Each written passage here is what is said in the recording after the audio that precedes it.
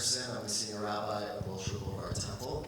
So happy to have you here. Happy for us to be hosting BagelFest, first time on the West Coast. And I'm very happy that I'm able to step in and moderate this conversation this afternoon. I am only an expert in enjoying eating bagels, not a purveyor of bagels or a chef. So we're very lucky to have Emily Winston and Eric Greenspan here this afternoon. And before we really get into the LA bagel, I think we need to think about California bagel, right? California bagel, yes. You're LA now. You're LA. You're like California, You're West the whole Coast. state I'm now. all of California. LA is. You know, it's interesting, this is happening the day after, because I'm a rabbi, so I have to go there. Yesterday's Torah portion, it takes a year to read the Torah. Yesterday's Torah portion was all about the laws of keeping kosher. So it's perfectly timed that we are talking about this right now. This idea of food in our culture has been significant since the very beginning of time. And we wandered through the desert as Israelites for a very long time and talked about food a lot on that journey. Actually, the Israelites complained about food and flesh a lot. So I want you to imagine your own, I think we should start, instead of me reading a formal bio, what has been your journey to this moment? A shorter version of like what has been your journey to this moment with bagels or deli or food? And do you have a pinnacle bagel moment, kind of like the Sinai moment, where that defines you in your career and your connection to bagels? And we'll start with you. Ooh, so I was raised in central New Jersey, eating a lot of Shout out bagels. Jersey. Yeah, Shout out Jersey in the house. So really, a big piece of my Jewish upbringing was every Sunday my dad would go out and fetch a bag of bagels from the local shop and bring them home, and everyone would fix their own bagels and cream cheese and lox and pick a section of the Sunday New York Times, and that was Sunday. And then later in the day we'd go out for Chinese food, and that was Sunday. Were we raised together? Yeah, you're not alone. That was a very formative piece of upbringing, and I just took it for granted for forever until I wound up moving to the Bay Area in 2010, and there was just no good bagels, and I was very sad about that. And then in 2011, I got the news that my most beloved and holy H&H on the Upper West Side was shut down for tax fraud and gone forever, and I was so distraught. Tax fraud. Yeah, tax fraud. It was a great business. Didn't go out of business for lack of sales. And I was so devastated. And at the time, there was kind of a wave of bagel making in the Bay. And I'm like, I think maybe I can figure out how to do it and bring my beloved bagel back. So that was it just launched this obsessive hobby, but there was no business plan attached to it. Wait, so no food service experience? No food service. So like actually mechanical engineering. I just like to It's make the same thing. totally the same Yeah. thing. I don't know. Yeah, I don't belong in a kitchen. I get excited when I'm on the floor with a screwdriver. That's my good time. But I just like to fix things and build things and make stuff, and so I just dove into this. And 5 years later, I had a great bagel, and people were like, "These are amazing. You should sell them." So I started a pop-up, and people went nuts, and I made the decision. I'm like, I'm gonna do it, and it's been wild. And Has everyone here had a Wojciech bagel, by the way? They're yeah. really good. Really, really good. And by the name, tell us. So Wojciech being Yiddish for cute little boy, and when I was thinking, I'm like, I want a B name, and I want something Jewish-ish, and so Yiddish would be good. But I also had this really great moment. So I was raised with two younger sisters, so Wojciech was not a word that I really grew up with much. But when I first went to visit my grandmother after chopping my hair this short, and I was nervous about it because she's not one to mince words. And I walk in the door, and she takes one look at me, and she says, "Oh, you're such a Wojciech. Are you having your bar mitzvah soon?" And I was like 30-something, and it was really sweet.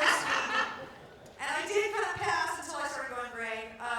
But it was anyway. So I'm like, this is a great name, and it's alliterative, and it's Jewish, it's all the things. It's great. That's wonderful. Eric, what about you? What about me?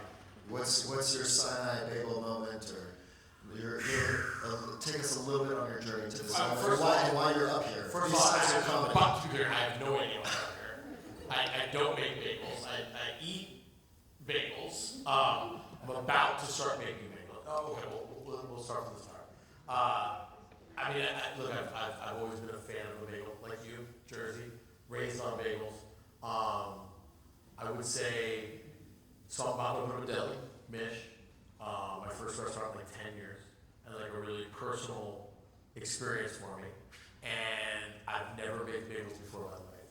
And so I was like, I'm definitely not going to start now with like, with 2 bar mitzvahs coming up and, like that, wasn't going to take that risk. And then we signed the lease and I walked in and there's a wood-burning pizza oven there.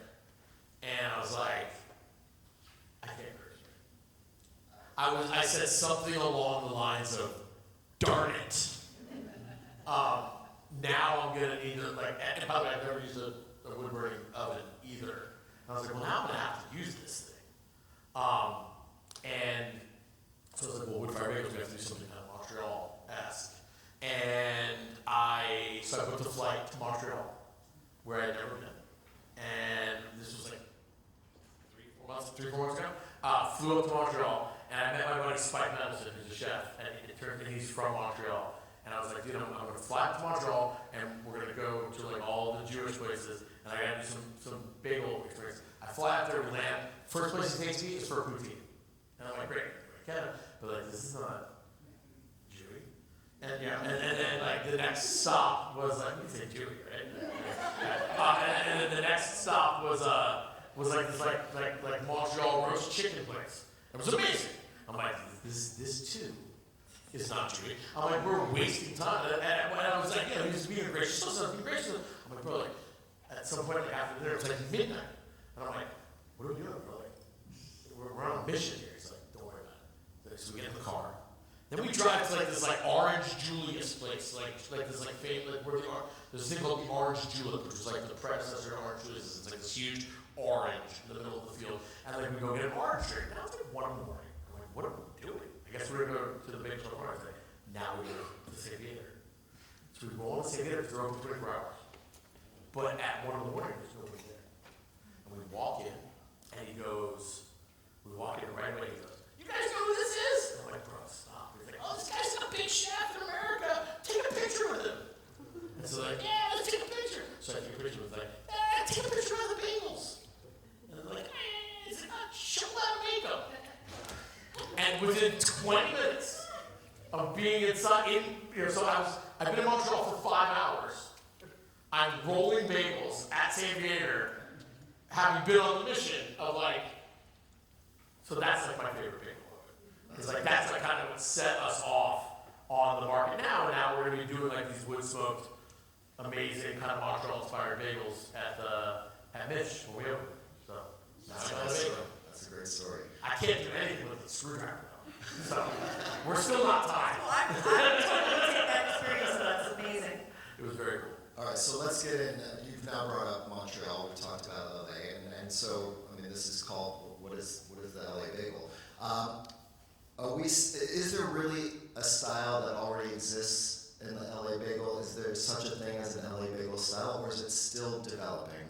Kind of where are we on the journey of what would be described? We can expand it to the West Coast or California, but where are we when we think about LA bagel scene?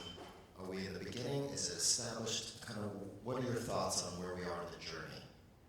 I think you should start, because you're the one who Oh God. We're definitely, it's a matter of perspective, right? I think it is definitively true. Just like what Emily said about the Bay Area, the same thing was kind of here. Like 6 years ago, I think it was definitively true that the best you could do was find an average bagel in basically the entire West Coast. I think now, like, is it evolving? If you want to talk about something that is a specific style that is the California bagel, it is evolving, unless you kind of take a little bit of a step back and realize that, in my opinion, the California bagel will always be evolving, because that's what a California bagel is to me. The thing is, there have never been good bagels on the West Coast, and people are like, it's the water. It's not the water, right? What is it? It's tradition. They got a 100-year head start back there. And the bar is very high. And so there's a lot of people who know how to make good bagels, and there's an expectation of good bagels. As opposed to here, California's like, it's a bagel, it's round, it's good enough, like, it's the best we can do. So that's why you could never find a good New York York bagel out here. But what is now happening is that people are taking kind of a more artisanal approach out here that you cannot do in New York. Why? Why not? Because they're conservative versus reform. You know what I mean? It's conservative versus reform. They are steeped in tradition, and they have a hard time breaking out of tradition. In California, some people play with ferments, people play with their ingredients. It's more playful. I will say though, the best sign that people play with presentations, right? Like out here is where you see a lot of the open-faced tweezer kind of stuff. But what's most exciting to me about the California bagels, has anybody ever heard of Apollo bagels? Yes. In New York, Fantastic. right? They're amazing, right? Amazing bagels. Guess what? It's a California bagel. Yeah. Well, that's been seeping into New York. Yes, it's There's been now. all this creativity. Really, I think the California bagel, this wave that we are in right now, is all about creativity, and a lot of people coming from the chef world and baking and doing interesting things and not adhering to a style, and really playing, particularly with the produce that we have, which is amazing. And then, but that's now kind of leaking back into New York, where people are being more creative in New York now. 50 years from now, they're going to be saying, why can't you get a good bagel in New York? It's because of the water. I don't know that, but actually, a lot of people, my parents were still in Central Jersey, where I was raised. The shop they bought bagels from for 40-some years. Uh-huh. That guy retired, sold it. The new owner ran it into the ground, ruined the bagel, ran it into the ground. The shop closed. Some other places, they complain that they cannot find a good bagel within a reasonable driving distance now in Call it Central a Jersey. Shonda. It's a Shonda. And they make me ship them my bagels, but so they're a little biased. But I'm like, really? You can't find a decent bagel? Wow. Well, so there are still places out here that say they're New York style. So my question is, are we holding on to New York on this coast because of that tradition and because it gives legitimacy to what's being created here? Or is that something we're holding on to that's actually holding back West Coast bagelery? I'd say neither. I think that the issue with saying, if you plant the flag that says, we are making a New York style bagel, you are setting yourself up to be judged against that high bar. So that was the risk I took. And I said, I'm making a New York bagel because I'm not a chef. I think, and also, chefs want to make their own, I've developed my own thing, my own creative thing. Yep. I'm an engineer. I didn't want an Emily bagel. I wanted my H&H bagel. So I'm like, I'm making a New York bagel. But it really is a big risk to take. It's much easier to say, I'm making my own creative bagel, and then there's not a standard you can hold me to. I will say though that because California is now kind of forging its own definitive style, in some ways you kind of have to say you're a New York bagel if you're a New York bagel, because not all bagels anymore, like it used to be like, you didn't have to say New York bagel, because like if it's a bagel, it's a New York bagel. But now you've got, Mustards is fermenting their dough for 72 hours and making this like bubbly craziness, right? And like you got what's going on at Courage, what's going on with There's a lot of different things that are like definitively not New York bagels. And so it's, to me, I think it's almost important for the people who are striving for that, like that they are kind of, there's a divergence in some ways. And I think that it is kind of important for people like, I'm doing a New York style bagel, because you now, at this point, finally, there's enough diversity in the marketplace that you need to differentiate yourself. Like, if I make a Detroit style pizza, I'm not just going to say, I make pizza, right? If I make a New York City slice of pizza, I'm going to say, it's a New York slice shop, because it's different than the Detroit one. And I think that now it's an exciting time on the West Coast, because we have created enough of our own identity that now you almost have to choose. You don't have to, What would you but say? it helps Would you say that the California bagel new default is this kind of sourdough, very long ferment, very blistered, open-faced, arranged tweezer capers and microgreens? Yes. Yeah. Okay. So we could say Do that. you disagree? Well, I think there's just so much variety out there, but that definitely is more of the If default. I had to choose a bucket, Yeah. but what I would say is almost kind of reverse. First of all, I'd say like, I hate answering that question, yes, but it's kind of the answer. Like, for the most part, yes. Long ferment, sourdough, right? like that kind of that kind of open face, like that is definitive. I think that there's more to it than that. I think, but I almost feel like here there's now New York style bagels, and then there's everything else. But then there are things that like it's no longer a New York style bagel or just somebody who sucks, right? It's like a New York bagel or somebody who's like doing their own thing and therefore not. It's like New York bagel or not a New York bagel rather than New York bagel and over fermented. I would also say that the California style is being more chef driven. Where in New York it's been there weren't chefs opening bagel shops Right. until like It was bubbles. just now maybe. But historically it's just been like, you know, a very blue collar kind of job.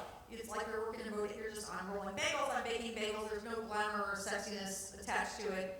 It was very basic. We're not trying to innovate, there's the recipe, we're doing it. We're slathering with cream cheese, you know, we're eating on the go, we're taking the subway, and that's it. And here it's become much more of a chef-driven, really thinking about it and having very chefy dreams about what we're doing with the bagel. Yes. And elevating it and doing all kinds of fabulous stuff. But So to that point, this idea of the craft of the bagel and how it's made, you both referenced sourdough. For those of us who don't know the inner workings, tell us a little bit, for layman's terms, what is the difference between how bagels are being made out here with the sourdough, and how is that playing out in the texture and the way in which the bagel is being formed, and is it getting to the line where it will potentially no longer be called a bagel? What is the line between? You're eating yourself. So can you talk, both of you, a little bit about that science stuff of the yeast and the types of yeast and sourdough and how that's impacting the bagel market and how that's also potentially redefining the bagel? So if you're making sourdough, any sourdough bread, so you have the starter that you keep going, you have to feed every day, and you do this stuff, and then you start with the starter, and then you add more flour and your malt and your salt, and you mix the dough, and you go, and it's versus where you're using a commercial yeast, you start with an empty bowl, and you just go flour, water, yeast, salt, malt, sugar, done, and we mix it and we go. So there's extra fermentation in the sourdough, but you're also very dependent on the strain of yeast that you started with, and where then you can get into where's the provenance of my yeast. This is from San Francisco, or this is from France, or wherever you're getting your yeast from and nurturing it. And that can give you a very different flavor profile. Just the way, everything can be very different. It's the way, like beer is super dependent on its strain of yeast. Like different varieties, different beer styles will have different yeasts that create those specific flavors. So similarly for bread, and then commercial yeast, you're just getting, it's a very consistent product, and you're also not getting that sourness that can be moderated depending on your sourdough starter, but you're just getting you're just not getting that sour flavor. You're getting kind of a cleaner, maybe sweeter, achieving a sweeter flavor with commercial yeast. But really, there doesn't have to be a lot of difference. You can take a commercial yeast bagel dough and ferment it for 72 hours if you want.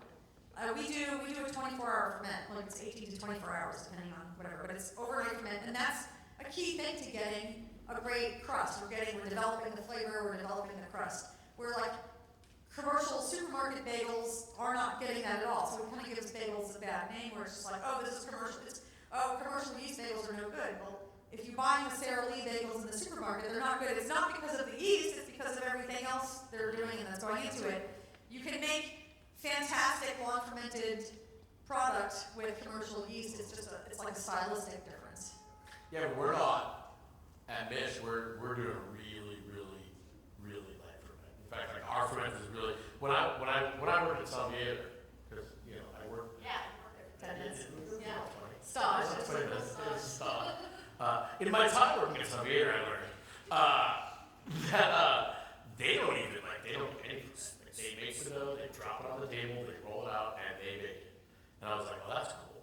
That's gonna help. What we found was that so we don't have a sourdough, we don't have like a starter. We do a little bit of a poolish to give it a little bit of a jump start. And frankly, the only reason why we even ferment it is because I want my my dough to be made. I want my dough to be baked in the mornings, and I want my night crew to roll my dough. So I was like, we're doing a 12-hour ferment. Not at all because I care so much about fermentation as much as like I care about California labor laws and pricing.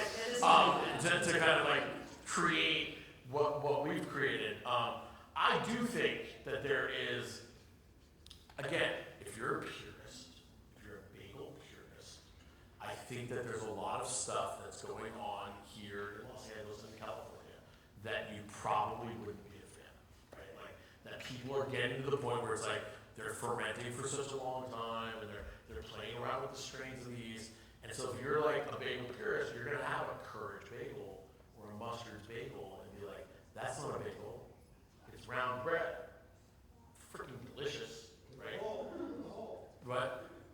Bread with a hole. With a hole, yes. Round with a hole. Thank you for pointing that out. I hate for biologists to come after me.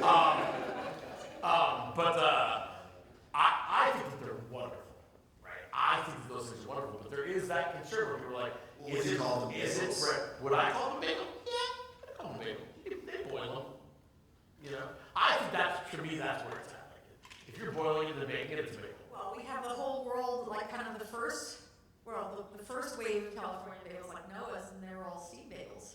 They were called bagels. So many native Californians grew up. That was the bagel. That defined the bagel. Yeah, no, I have so many people who they tasted my bagel, and I don't know, didn't know bagels could taste like this.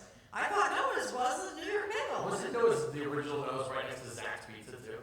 So you got like the blasphemous bagel followed by the blasphemous pizza that were both kind of delicious, but neither of them were correct. And you're like only in Berkeley? The original Noah's was I have their spot now. Beautiful. Yeah.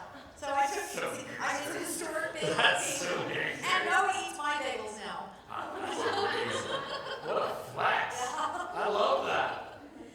But there's other things. There's like malt syrup. I feel strongly about malt syrup, and to me, that's one of the key ingredients in a New York bagel, that it should have this hint of maltiness to it, this malty sweetness. Which is different from Montreal, and different from a lot of the round bread with a hole is usually lacking in barley malt. Barley malt it has that flavor, it's that malted milkshake, Whoppers, that particular sweetness that just gives it takes it from bread to bagel flavored. To me, that's the interesting part. Like that, I can bring that back to kind of like why it's like there's New York bagels and then like that California bagel is not just the sour exclusive thing, but it's about the intrepid spirit, shall we say, to be a chef. Like for example, at Mish, we're trying to honor. We're not Montreal based. We're trying to be Montreal inspired. We're doing wood fire. I've got eggs in my dough. I'm doing a honey boil. I have. Manish Tana, I looked at the boils of all the different bagel places that I went to and tried out, and I was like, wait a minute, you're taking a dense piece of dough, and you're putting they put malt syrup and salt, but is it really there? You know what I mean? It's not it's not intense, it's just kind of flavored. There's no way, in my opinion, you're not, this is an opportunity. The boil is an opportunity to impart a significant amount of flavor. I personally don't think people are taking advantage of that. What we started doing Mish was we call it the tea. It's not tea. It's not all get crazy. But we take star anise and black peppercorn and bay leaf and thyme and garlic and we make this really flavorful, salty, super honey, sweet, deeply flavorful boil. Because if I'm putting this thing in there for 2 minutes, if I'm going to go through this process. That's a long boil. Wow. Yeah. Okay. You come tell me it works. It does. Even to your point, if I'm putting it in there for a minute, right? If I'm trying to extract flavor from there, I need to put an incredible. I hate to talk about trays, but when I was trained in French kitchens and we were cooking lobsters, the water has to be super flavorful, or it doesn't So you should just be boiling water unless you're going to really add some flavor, in my opinion. And I don't think that. I'm not going to say me, because I probably would have fought the power in whatever geographic region I was in, but I feel like being outside of New York and outside of New Jersey and outside of the school of New York bagels opens up the opportunity to think outside the box, right? And so things like, and to the point where it's like, it's not just the boil, it's the cooking method. I mean, it's not just the ferment, it's the cooking method, it's the way that you boil it, it's the things you can, like, you can, when you unburden yourself with the burden of tradition, it gives you an opportunity to do something that's uniquely yours. And I think that at the end of the day, is the core to what is a West Coast. Oh, I like it. Let's keep that. We'll frame that. Yeah. Okay. So Let's run that back. We got that down. Thank you very much. So a bagel has become more than just the nose bagel I grew up with in the Bay Area where you just eat it. Now it's something you also see, and it is a visual, especially here on the West Coast. Is that a culinary choice? Is that a social media response? Like what's going on with the open face? How is that changing the experience of the bagel? Is that deepening the experience? Is that taking away from what a bagel should be? What's going on with how that's been created from your perspectives, and what that's doing to the industry and the bagels that you're... Now I wish I was on the Zoom so I could have pre-heard that question and actually prepared that answer. No, it's very good to prepare about this. I think it's it also speaks to the chefiness that we're experiencing in this wave of bagel making, where the closest person, so growing up at home, I would always eat my bagels over the face like I'm making. So we're sitting at the kitchen table, cream cheese logs, I'm eating a half bagel. We also, the bagels, especially if my dad picked up from H&H. Well, if we got the H&H bagels were particularly large. So, eating a half bagel, open face. But I think that if you're in Manhattan and you're getting a bagel and hopping on the subway and doing all these things and you've got a bagel and a coffee, the close makes more sense, especially if you're just doing cream cheese. The close, is much more portable and works in New York, so it really works at that place. But opening it lets you be much more like chefy and pretty, and once you close it and you smush it and you cut it and it kind of makes a mess. So you can, and Instagram has only I think really pushed it in a big way. I think eating or cooking is a sensual experience, and opposite. And if it's a sensual experience, then you have to appeal to all senses. And I think that when you are eating something, the last sense that you use is taste. The first sense is visual. First thing is I see it. Then I smell it. Then I bite into it, I touch it. Then I hear it when I bit into that. And the final one is taste. I think the taste is the most important, but I think it's very important to kind of appeal to all of the senses. And so presentation of your bagel, I think, is super important. Presentation of anything you do. Not so that you can win Iron Chef or flex on Instagram, but I think that it's important that you pay attention to all of the senses, and visual is important. Has it been heightened by Instagram? And social media? Of course it has. I think to a detriment. I think that sometimes people now put things on their bagels because it'll look cool on Instagram, instead of the fact that does it actually taste good? Rainbow bagels. Got hella clicks. Rainbow bagels. I would also say that, first of all, and I've only started getting this hate lately, but a lot of people are they don't believe in. You ever heard of this thing? People don't believe in bagel sandwiches. They're just bagels aren't meant to be made. You have to have a belief in Bagels are not. Bagels are not. My wife, which by the way I use as my North Star, is if my wife disagrees with what I'm doing culinarily, we're in the right place. So she's kind of my South Star, babe. Would you say you're my South Star? But there are people out there now who are oh, you shouldn't eat it.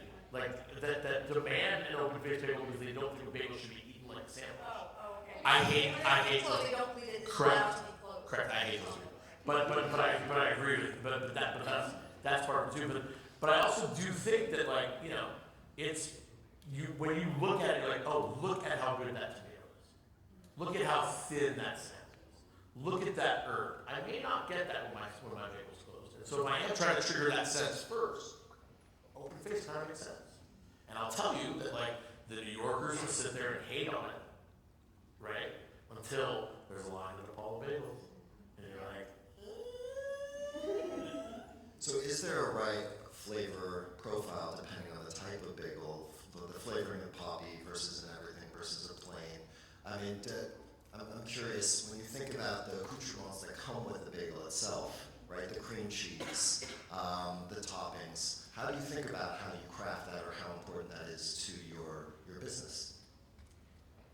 I think it's super important. I think that even though there's been so many changes in styles across the board now with all the creativity, really, in some ways, it's funny, people are sticking to a certain script. Everything sesame, poppy, like most bagels. There's some that are crazy. Sometimes people do the za'atar thing on the outside. Wild. Yeah, wild and crazy. But for the most part, like everyone kind of keeps that state that the core flavors are kept consistent no matter what crazy thing they're doing with the dough. They're often doing a sesame and a poppy and everything and a plain. So there are certain things that keep it, I guess, tied to the main thread of bageldom in that way, and then everyone does cream cheese. And cream cheese is such a thing that everyone will do wacky things with it, but it comes back to cream cheese on the bagel. I was just seeing tradition. Fiddler on the Roof. I got turned down for Fiddler on the Roof in my high school musical, by the way. And I started a punk band instead called the Green Armpits, and I think it really changed my entire life trajectory. That's not what you asked though. I think that it's interesting in bagels, as I'm and I'm just kind of getting into this world. I've never run a bagel shop, like I said, I've only been baking bagels for like 3 months. I don't even bake them. Chef Leo makes them, and Dara over here helps us bake them, and they do a much better job than I ever will, so I just take a little bit of credit for it. But I think that it's interesting because when it comes to like designing like a bespoke bagel sandwich, I think the fun part about bagels is you get to kind of like, oh, this one needs sesame. This one works great with everything. This one works great with plain. Like I don't eat plain bagels. I have them on the menu just because my kids have to eat at my restaurant. That's my youngest son asleep in the front row. Thrilled. Meyer Greenspan. There's the spot. He's just playing. But I was like, oh, this sandwich needs a plain bagel instead of sesame bagel. So I love the fact that you can use bagel flavors as the flavor of the bread becomes an element to the sandwich. That's been a lot of fun for me, like that you can play, like it adds that extra element of where it makes sense. But it's interesting because you also, like the problem with DIY and bagels, at the end of the DIY is do it yourself. And the problem with do it yourself in food, and at the end of the day, a bagel shop is very much do it yourself. You cannot not give people the opportunity to do what they want to do, right? That you have to be careful to make sure that you have these things that have their distinct flavors, and they go, blah, blah, blah, but you can't give people the opportunity to mess up their bagel. Oh, you say you're not going to let people order terrible. No, I am, but you have to be careful to make sure that everything works within its specificity that it's designed for, but also that everything works with everything else, just in case somebody goes, you can't be like, the whitefish salad works really good with the sesame bagel, but it doesn't really work with the bagel, or it doesn't work with the schmear, because then when people put it together themselves, like, oh, this place sucks. You blew it, dude. But you don't have the opportunity to, maybe you control Yelp, you don't have the opportunity to really have that conversation. It's very interesting. I'd be like, I can't make this schmear sometimes, like when I talk about the intensity, I'm making a horseradish schmear, delicious. But I had to play with the intensity of said horseradish schmear to make sure that it works in all of the different applications that it can work in, so people don't mess up their sandwich on themselves. Because unfortunately, they don't trust us.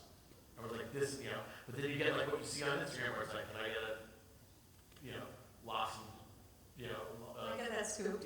Or can I get scoop, or can I get lost in a cinnamon raisin? Yeah, that's a cinnamon raisin. That was Cynthia Nixon ordered it. She was running for mayor of New York several years ago. She went to a bagel shop. Whatever she is. Lox and capers and onions on a cinnamon raisin, and she lost. You can't trust somebody like that with that kind of budget. People order it. People order it. Wow, okay, we're running out of time. We want to make sure we have time for questions. So briefly, if you had to finish this sentence, an LA bagel is? We've come to a conclusion. Coming up. Okay. On the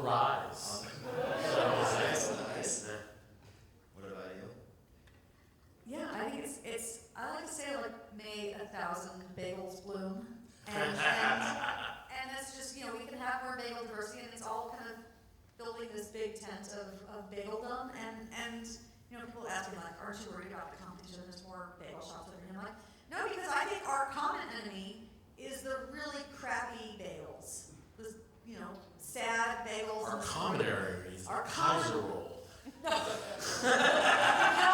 like Kaiser roll. I do.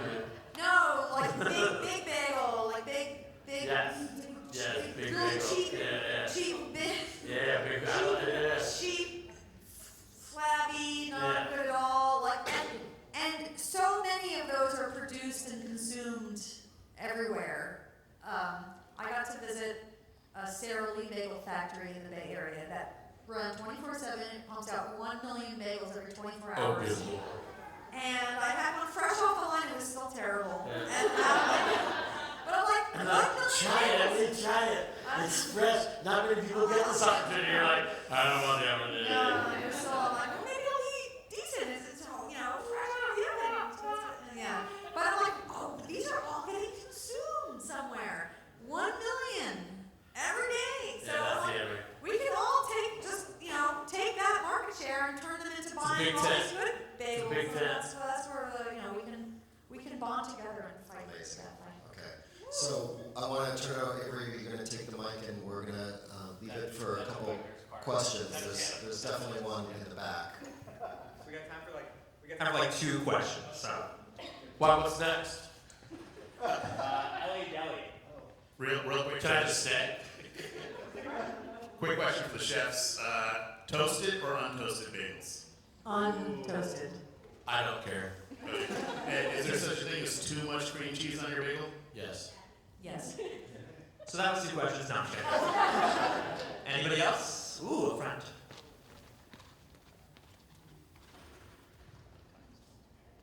Hi, since we're talking about how bagels are changing and everything, I'd like to know how you feel about rib and dip or stuffed bagels. Oof. I'm not a personal fan.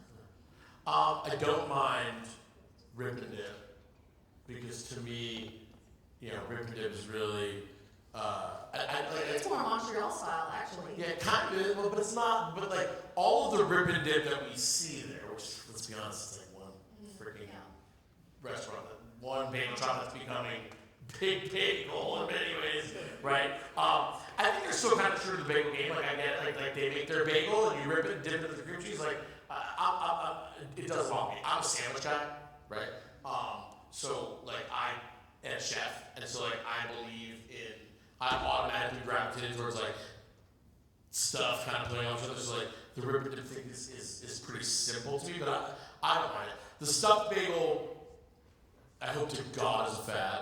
I'm not hating on people who do it, because there's a difference between like I hate to sound like a snob because like in one way I want to be like, well, that's not a bagel, this is a bagel. Because like we just got finished talking about how there's a big freaking tent, and like everybody's like, you know, like we're all the bastion of creativity out here, and I'm like, oh, except for the stuffed bagels. So like you know, I don't really want to say that, but so there's room for everybody. But to me, like a stuffed bagel is less like once you hollow out the middle and put the stuff inside, it's a scoop bagel. We can all agree that a scoop bagel is evil, and so like no. So the stuff What's your wife think? she must love something. Thanks. Love it. See, South Star. So I'm a little bit less.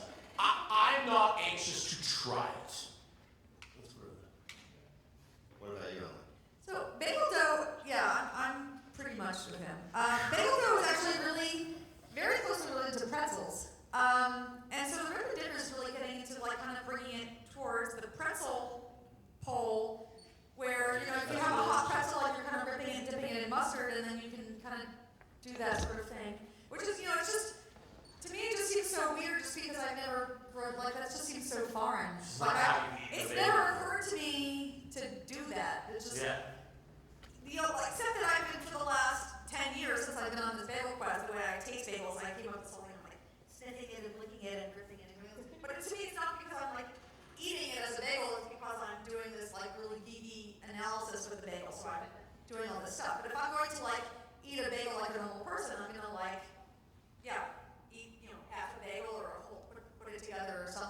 would just never occur to me to eat a bagel. Every bagel that I've eaten at Mish so far has been rib and dip, not because I intend to serve them that way, but because to your point, it's like bagel comes out of the oven, I rib it, I slather it in the French butter and put some melted salt on it and eat it. So like I can't hate on rib and dip because like the natural, like what at my most primal, I find myself both ribbing and dipping.